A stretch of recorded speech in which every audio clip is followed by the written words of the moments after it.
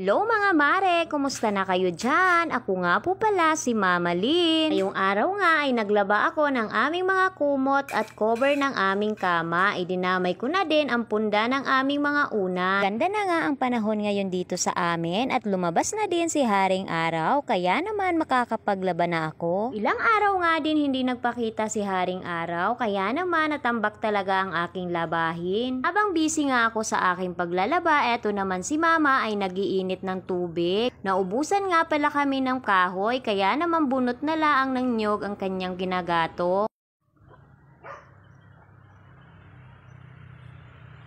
Habang nagpapaikot nga ako nitong aming mga labahin, eto naman si Kian ay biglang sumulpot dito sa aking tabi. At syempre, ano pa nga ba ang gagawin niya dito sa aking tabi kung hindi makigulo? Wala kasi siyang kalaro dito sa amin. Pumasok na sa school ang kuya niya at ang dalawa kong pamangkin. Next week pa nga ang pasukan nila sa daycare, pero ngayon pa lang ay excited na nga yan pumasok. Halos araw-araw nga ay tinitingnan niya ang kanyang bag. Pag pumasok na nga si Kian sa school ay talaga naman bago ako dito sa bahay kasi wala na kaming kasamang bata. Babalik na nga tayo dito sa aking paglalaba. Tapos na nga pala ako magbalnaw nitong mga kumot, kaya naman itinapon ko na itong tubig. Tatanggalin ko nga dito ang aming sampayan sa puno ng tiyesa. Ililipat ko naman siya sa puno ng mangga. Di na nga nasisinaga ng araw ang mga sinampay ko dito, gawa siguro ng makakapal na dahon.